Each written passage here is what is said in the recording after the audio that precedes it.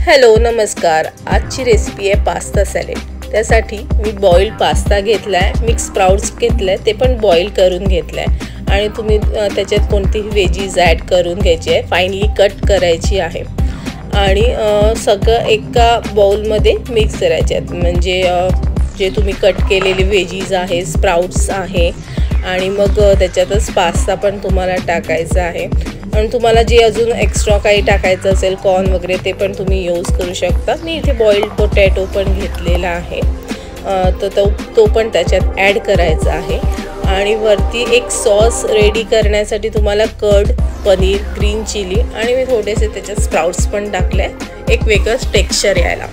तर ते तुम्ही घेऊन मिक्सरमध्ये मिक्स करायचं आहे, सगळं फिरवून घ्यायचं आहे एकदा आणि ते सगळं त्याच्यात टाकायचं आहे आणि तो सॉस त्याच्यात टाकल्यावर सगळं एकसारखं मिक्स करून घ्यायचं आहे। वरती गार्निशिंगसाठी मी पातीचा कांद्याचा यूज केला आहे आणि तुम्हाला जर कोथिंबीर वगैरे टाकायची तर तुम्ही टाकू शकता आणि हे रेडी आहे। Thank you for watching.